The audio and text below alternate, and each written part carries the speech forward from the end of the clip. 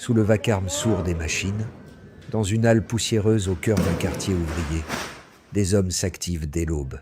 Ici, la chaleur n'attend pas le soleil. Elle naît du métal, du feu, du frottement, du travail répété. Le sol vibre, les murs suintent d'humidité, l'air sent la rouille et la cendre. Au centre de l'atelier, des vases métalliques cabossés reposent sur une table d'acier. Certains sont neufs, d'autres noircis par la suie. Un ouvrier approche, ses mains couvertes de poussière et d'huile. Sans un mot, il place l'un de ses vases dans la gueule d'une presse hydraulique. Un grincement monte, lent et profond. Le piston descend, lentement d'abord, puis écrase d'un coup sec la paroi métallique.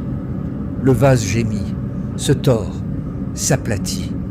Chaque pression transforme la forme initiale en une masse dense et difforme. Une base brute qui deviendra plus tard quelque chose de nouveau. Le bruit est constant. Chaque cycle de la machine produit un souffle, un soupir métallique, un écho de force. Autour, d'autres vases attendent leur tour. Les ouvriers les passent, les repositionnent, sans relâche.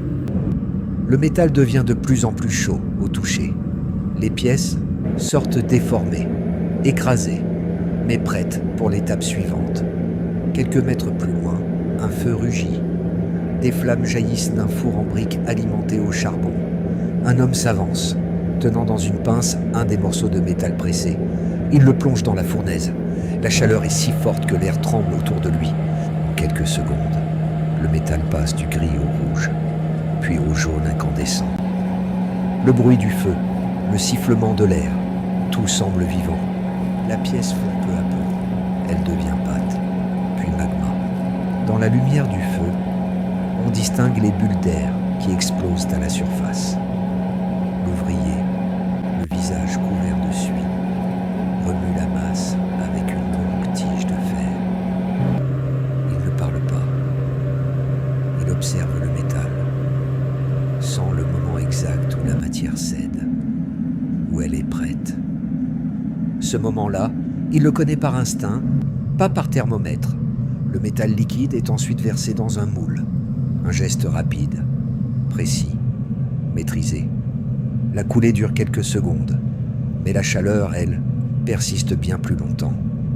Le liquide doré remplit le cercle et se fige lentement, jusqu'à former une meule, un disque épais, dense, presque vivant encore. Des étincelles volent, le sol brûle sous les gouttes de métal. Les hommes laissent refroidir, puis récupèrent les disques avec des pinces. Le son du marteau prend alors le relais, un martèlement régulier, presque musical. Chaque disque est frappé, tourné, aplati, ajusté.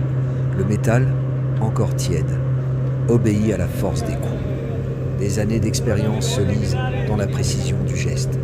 Aucune règle écrite, aucune machine automatique. Seulement des yeux, des bras et une écoute fine du bruit que fait la matière lorsqu'elle cède. Une fois les disques parfaitement formés, ils passent à la machine suivante. Une grande presse hydraulique, jaune, massive, vieille de plusieurs décennies. Le manomètre frémit, l'aiguille danse entre 200 et 400 bars. Un craquement, puis le métal se déforme sous la pression. De la vapeur s'échappe, un souffle chaud parcourt la pièce. Le métal se plie, se replie, se compacte encore. Quelques heures plus tard, les disques deviennent plats, presque comme des plaques de cuisson massives. Ces plaques sont ensuite chauffées à nouveau, dans un second four, plus petit. Le cycle recommence. Chaleur, transformation, attente. C'est une danse entre l'homme et la matière, une conversation silencieuse où chaque geste compte. Ailleurs dans l'atelier, un autre groupe s'occupe des moules circulaires. On y place les plaques chauffées, on les aligne, on les empile. Des flammes montent à travers les interstices. Le métal ramollit à nouveau, puis refroidit en prenant une texture plus homogène. L'ouvrier le retire, souffle un instant, puis retourne au travail. Le rythme ne s'arrête jamais. Quand la chaleur devient insoutenable, ils arrosent le sol d'eau. La vapeur envahit l'atelier. Un instant, Tout disparaît derrière un voile blanc. Puis la silhouette des hommes réapparaît, fantomatique, éclairée par le reflet rouge du feu. Peu à peu, les disques deviennent matière première pour d'autres machines. Ils sont introduits dans un lac noir. 2 grands rouleaux qui les étirent, les transforment en bandes plus fines. Les bandes sortent du rouleau, brûlantes, dorées, souples comme du cuir. Un ouvrier les attrape, les fait glisser sur le sol jusqu'à la pile suivante. Le bruit du métal frottant contre le béton est assourdissant. Pendant ce temps, dans un coin de l'atelier, un autre processus commence. Des sacs remplis de canettes en aluminium sont déversés sur le sol. Des logos bleus, rouges, blancs, Pepsi, Cola, boissons inconnues. Elles sont cabossées, tordues, mais toutes vont connaître le même sort. Triées à la main, elles sont vidées de leur air, compactées, puis jetées dans un nouveau four. Cette fois, la fumée est plus épaisse, plus grise. Le métal léger se liquéfie plus vite. Les ouvriers alimentant s'emposent le feu, le nourrissant de centaines de canettes. La chaleur monte encore. Le sol devient presque incandescent. La lumière du jour disparaît derrière les nuages de cendres. Les flammes lèchent le ciel de l'atelier, transformant ce qui était déchets en un bain de métal en fusion. Quelques heures plus tard, la matière est prête. On la verse dans de longs moules en fer. Le métal bout, se fige, devient lingot. Ces lingots, une fois refroidis, seront broyés, pressés, étirés, laminés. La boucle continue. Dans un autre atelier attenant, on retrouve le bruit sec des rouleaux d'acier. Les lingots chauffés sont tirés, transformés en fils. L'extrudeuse crache lentement des lignes métalliques, continues, brillantes, presque vivantes. Les ouvriers les guident à la main, les enroulent autour de grandes bobines verticales. Chaque fil est tiré, vérifié, ajusté. Des dizaines de mètres de métal s'étendent dans la pièce, formant un réseau brillant, un labyrinthe de lumière. Le travail est précis, hypnotique. On pourrait croire qu'il tisse une toile d'acier.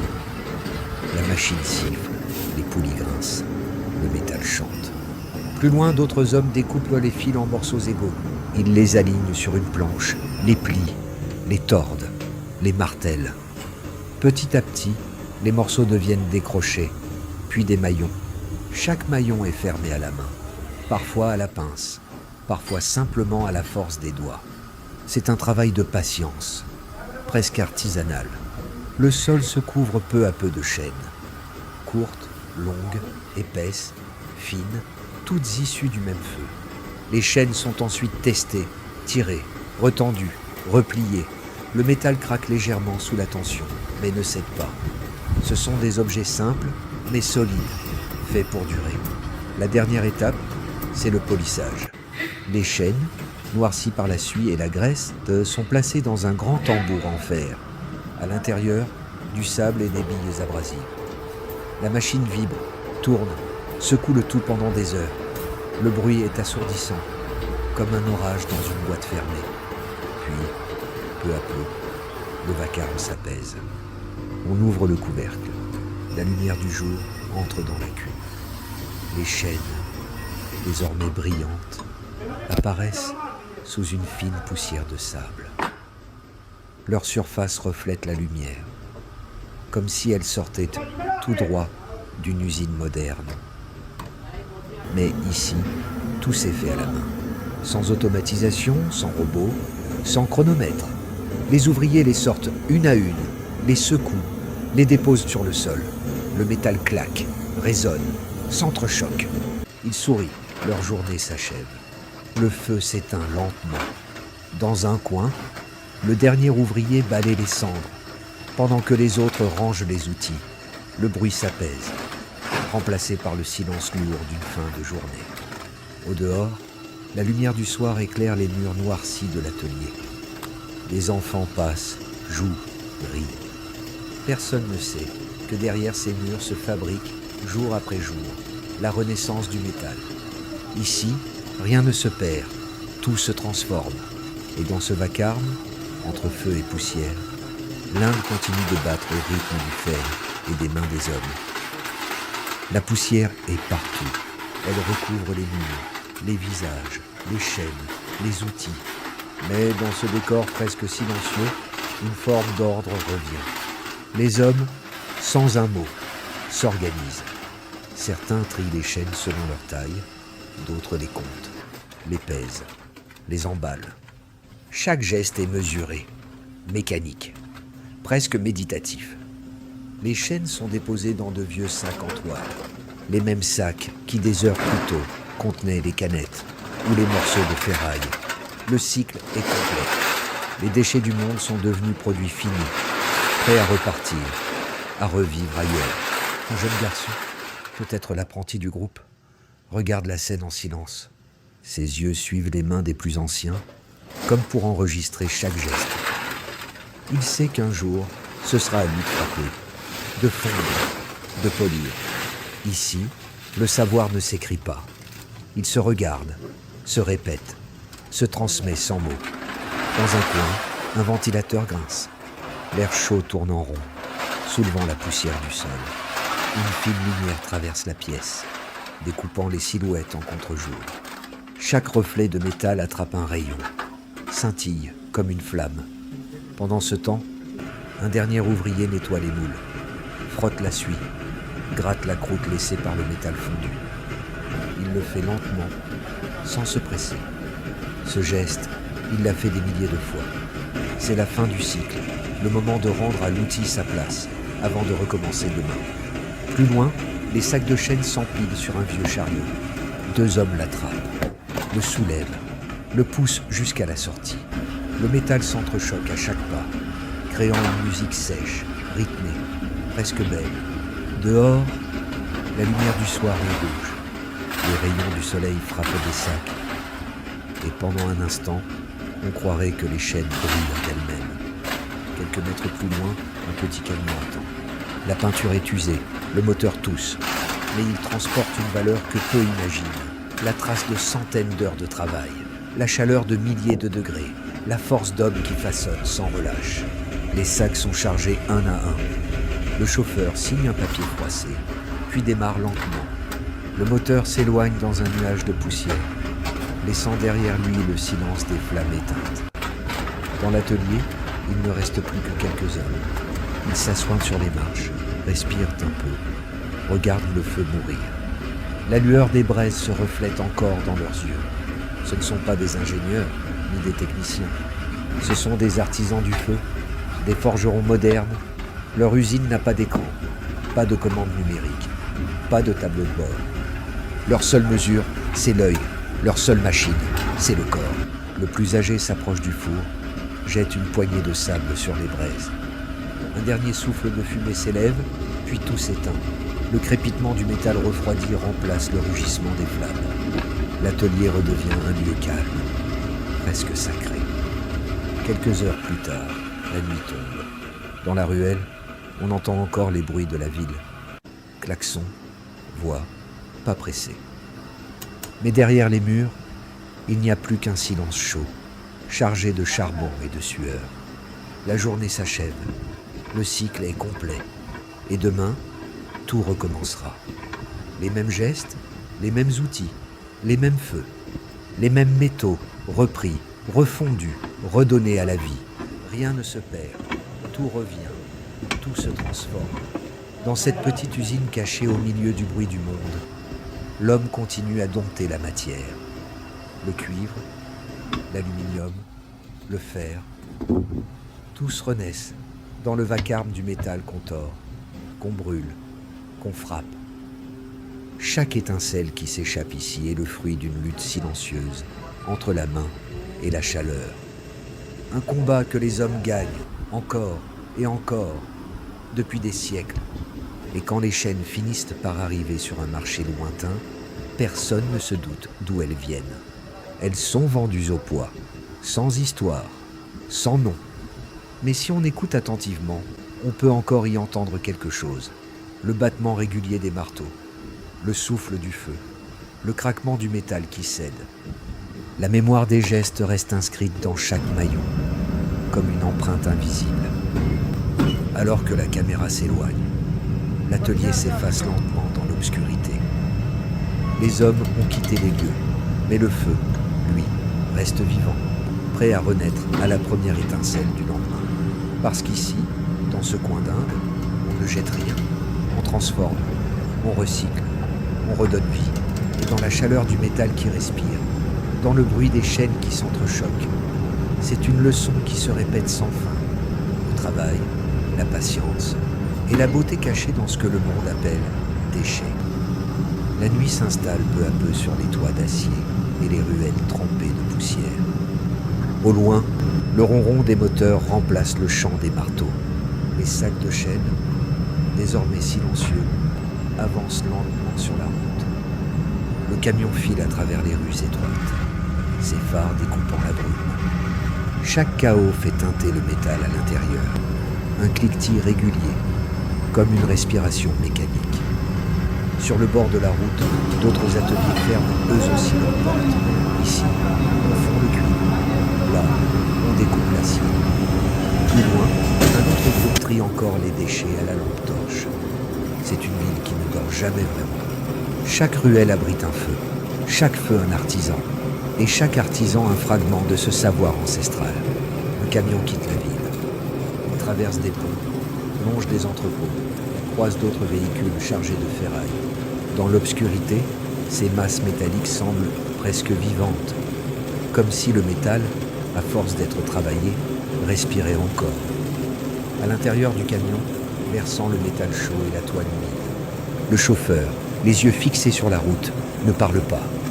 Il conduit vers un autre atelier, à plusieurs kilomètres de là, où les chaînes seront pesées, revendues, parfois refondues à nouveau. Quelques heures plus tard, le jour commence à se lever. Une lueur pâle éclaire les façades des usines et le brouillard suspendu. Dans une cour, le camion s'arrête. Des hommes sortent, bâillent, s'étirent, puis ouvrent la porte arrière. Les chaînes glissent sur le sol, dans un bruit sec et lourd. Elles tombent en tas, se mêlant à d'autres, à des boulons, des tiges, des morceaux de cuivre. Un homme arrive avec une balance ancienne, suspendue à un crochet. Il accroche un sac, le soulève lentement, lit le poids, hoche la tête. Chaque kilo compte. Chaque gramme est une part de la survie de ceux qui ont forgé tout cela. Le métal ici, c'est la monnaie, la matière et la mémoire. Une fois pesées, les chaînes sont triées selon leur qualité. Celles qui brillent encore partent vers un atelier de finition. Les autres seront refondues, une fois de plus. Dans le fond du hangar, un autre feu s'allume déjà. Le cycle recommence, identique, infini. Les flammes lèchent de nouveaux lingots. D'autres visages se penchent sur les fours. Les mêmes gestes, répétés, précis, presque rituels. Les hommes travaillent sans montre, sans plan. Ici, on se fie au regard, à la couleur du feu, au son du métal quand il plie. La science est ancienne, instinctive, transmise par les brûlures et les erreurs. Dehors, la lumière grandit et la ville reprend vie. Les klaxons, les cris, le fracas des tuk-tuk s'ajoutent au bruit du métal qu'on coupe. Des enfants passent devant les ateliers, pieds nus, observant le feu avec la fascination que seuls les enfants peuvent avoir. Ils savent déjà que plus tard, ils apprendront, eux aussi, à lire la couleur du cuivre, à reconnaître la température d'un regard, à tenir les pinces sans trembler. Pendant ce temps, les chaînes polies partent dans d'autres directions. Certaines rejoignent les marchés, vendues en gros sous le soleil. D'autres sont revendues à des fabricants qui les intégreront dans des moteurs, des machines, des outils. Leur destination n'a pas d'importance. Ce qui compte, c'est le chemin parcouru. Quelques jours plus tard, dans une autre région, d'autres mains ouvrent les mêmes sacs. Elles touchent ces chaînes, sans savoir d'où elles viennent. Elles ignorent les flammes, la sueur, les nuits sans sommeil, les mains noircies, les doigts brûlés. Mais le métal, lui, s'en souvient. Chaque rayure, chaque courbure garde la trace du marteau qui l'a façonné.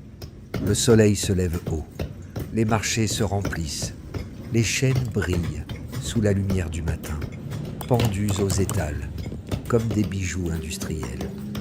Leur éclat attire les regards, mais personne ne devine l'histoire qu'elles portent. C'est une beauté brute, forgée dans la fatigue, polie par le courage. À plusieurs kilomètres de là, l'ancien atelier s'éveille à nouveau. Les hommes sont revenus, les fours rallumés. Le cycle recommence comme si rien ne s'était passé. Les mêmes sons, les mêmes odeurs, les mêmes gestes.